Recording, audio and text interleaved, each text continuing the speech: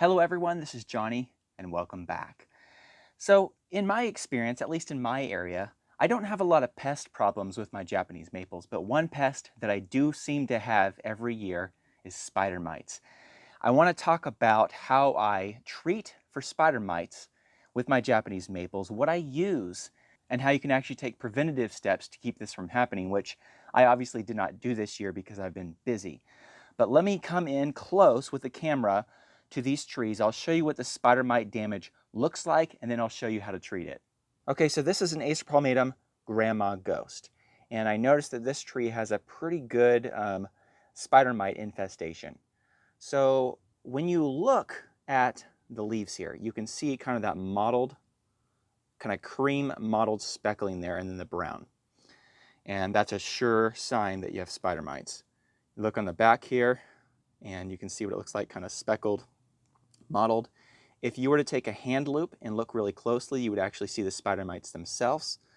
And then another thing you're going to want to look for is something that kind of looks like spider's webs. So I'll show you the difference between spider's webs and this. Spider mites are not spiders, they're mites, but the reason they call them spider mites is because they do create the webs like spiders. But nonetheless, you can see that throughout this tree, it has quite a bit of that mottling on the leaves, and this one has it actually pretty bad.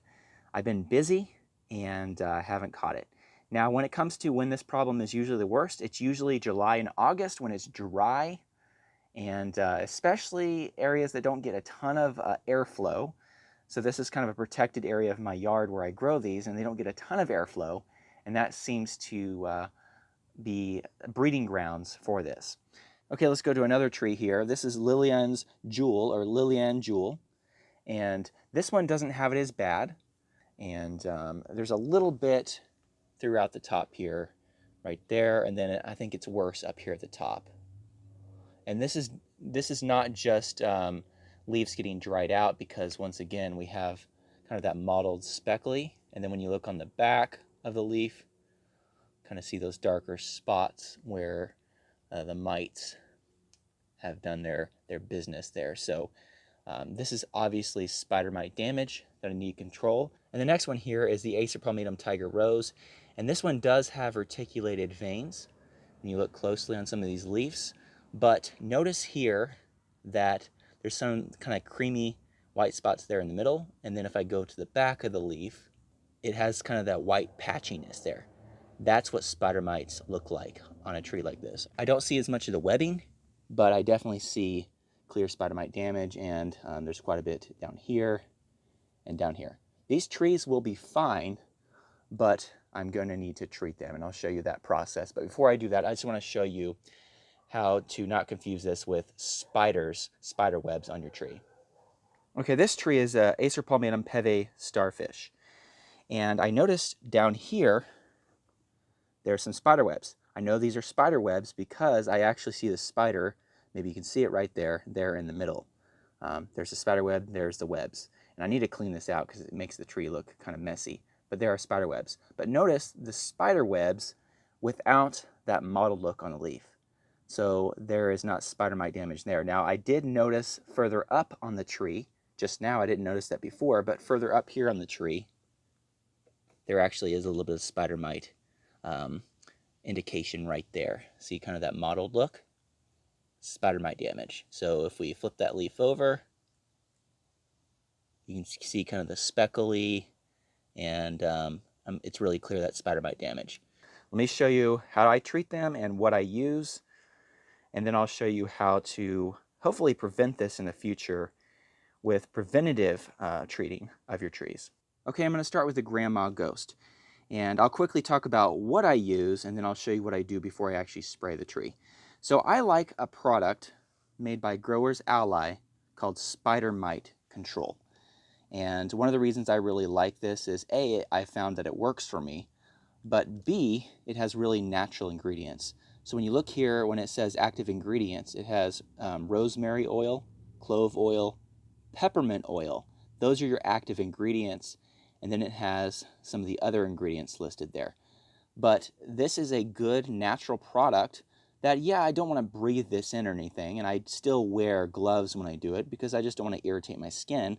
but it's not a really toxic substance that I have to really worry about. Yes, there are still some warnings that you have to follow with any product, and you want to make sure you do that, but it's not a really toxic, dangerous product, and it does work. You can buy it just in bottles like this, and this works fine.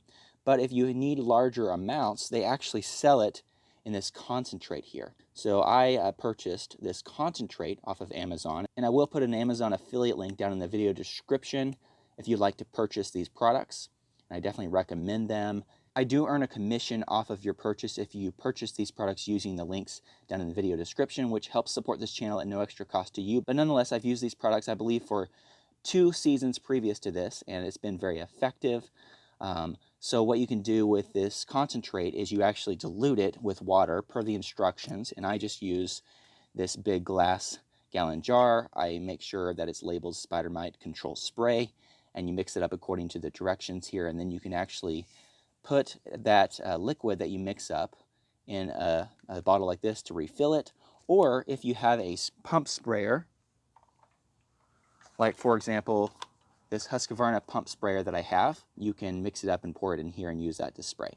However, before I actually spray this, I actually want to remove a lot of the damaged leaves and get rid of those. So let me do that real quick, and then I'll show you how to spray it down. Okay, so I have my shears here, and I'm just going to cut each one of these leaves that are really bad off, leaving the petiole there, that part of the leaf. I don't want to cut it all the way back or rip these off necessarily. And you want to make sure that you dispose of these leaves not in your regular green waste bin if you have that kind of service in your area, but you want to make sure this goes with the regular trash. You don't want to spread these spider mites. And the good news is at this time of the year, we're still in the summer, here in August. We'll probably get a new flush of leaves like what I see here.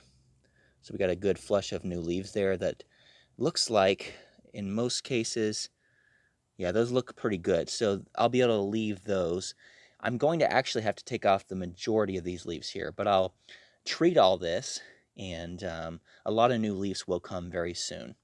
But let me go ahead and just do this, cut off all these affected leaves, and it's always hard to do this to a tree, but it's going to keep it from letting this continually fester and get worse. And hopefully this will also stop the life cycle so they don't lay a bunch of eggs in the soil and hatch back next year. But you just want to make sure that you dispose of all these leaves you're clipping off. You also don't just want to leave them on the ground and let these spider mites spread. So pretty much in this case, I'm going to defoliate most of this tree. But the good news is we will get new leaves on this tree, so it'll be okay. This one is pretty bad. A lot of times I'll catch this, if I'm staying on top of this, I'll catch it before it gets this bad, and you only have to take off maybe 25% of the leaves. But in this case, once again, this is a pretty bad infestation, and so I'm going to have to cut off a good portion, pretty much all of the older leaves, and I'm going to keep this newer growth here. Okay, so let me go ahead and do that to the other trees, and then I'll show you how I spray this down and how I treat this and the aftercare steps after that. Okay, so I've gone through and done a basic defoliation of the leaves that had obvious spider mite damage. You can see that one, it was pretty light. Of course, the Grandma Ghost, I did a really heavy defoliation. The Lillian's Jewel, I got, I'd call that a medium defoliation. The worst damage was near the top. And the Tiger Rose, kind of a light defoliation there. Still has most of its leaves. But now what I want to do is I'm going to take my Grower's Ally Spider Mite Control, and I'm going to go ahead and spray these leaves, really focusing on the underside of the leaves, especially, because that's where the spider mites live, there on the underside of the leaves. So I'm going to take this, I'm going to spray these trees, really leaning each one over and spraying the underside of the leaf. It is really important that you make sure that you don't do this process in direct sun, and then once these trees are sprayed down, you keep them in the shade out of direct sun, so you make sure you don't have any of the liquid scorch the leaves. But nonetheless, let me show you the process of spraying these down. Okay, so I have the tree leaning over, I have my spray, and I want to make sure that this is not blowing into my face. So pay attention to where the wind is going. You may need a respirator to make sure you don't breathe this in, although it is natural It still has essential oils in it, and I just noticed a few extra leaves there that I needed to pull off that had damage. The obvious damage, sometimes you don't see it on the top, but you definitely see it on the bottom. So I just noticed those. Let me set those aside, and then I'll get back to spraying this. Okay, so I got my spray here, and I'm just going to liberally, once again, making sure this isn't, the wind isn't blowing this in my face, I'm just going to liberally spray this on the bottom parts of the leaves. I like to be very liberal with it just to make sure. Okay, so that one looks pretty good. Let me move to the next one. Same process once again. Just going to liberally spray this on the other side of these leaves where the spider mites live, just in case there are any that are here on the leaves. Even though I cut a lot of them off, there probably are still a few hanging out on the underside of some of these leaves. This will not only kill them, but it'll also keep them from hopefully coming back. Okay, got the third one here.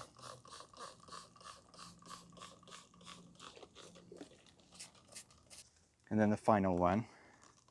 And I'm going to go ahead and spray the branches here in case there is something on there, but mainly focusing on those leaves. Okay, so now that these are sprayed down and partially defoliated, I'm actually going to make sure that I isolate these from the rest of my collection. And I sometimes will bring them into the garage, or I'll just put them in a really shady spot isolated from the other trees. In this case, I'm probably going to put these in the garage for a few days, probably give it 5 or 6 days, make sure they still get light and get water, but keep them isolated and just kind of watch them and just make sure that we have all the spider mites killed and that we don't see new damage. And I might spray them one more time before I actually put them back out into the normal area where I keep these. Now, ideally, I would have sprayed this earlier in the year, pre-treated these beforehand to actually keep spider mites from infesting some of these trees here. So ideally, what you actually want to do is get on a schedule where, say around July, in my area, it'd probably be around July, the 1st of July, I would want to come through and I would want to, in the evening, come and pre-treat all these as a preventative measure to keep spider mites from getting to the trees. You can also use this product to spray down larger trees like this Acer palmatum butterfly, but definitely you want to look for spider mite damage in the summer and treat that with a product like this Growers Ally Spider Mite Control. I did want to quickly mention that if you had not yet seen the Japanese maple propagation guide that I put out, if you have not yet checked that out, I will put a link to that down in the video description as well. I created a beautiful guide that shows you how to propagate Japanese maples by seed, by cutting, rooting cuttings, doing grafting, the grafting process, and also how to do air layers. I put that all in a beautiful magazine book format with pictures, step-by-step instructions, and it shows you how you can actually grow your own Japanese maples like I do. So definitely check that out, and if you purchase that, that does help support this channel, but I believe it's a very helpful product if you're interested in growing your own Japanese maples. When it comes to propagating Japanese maples, we are coming up on the season when you want to start picking the seeds. Of course, you pick Japanese maple seeds in the fall once they are ripe. And that's something that I've shown you in the past, and I definitely plan to do another video this fall showing that process once again. But that guide does have a lot of instructions on how to grow Japanese maples from seed as well. Well, thank you so much for watching this video all the way through to the end. Until next time, thanks for watching.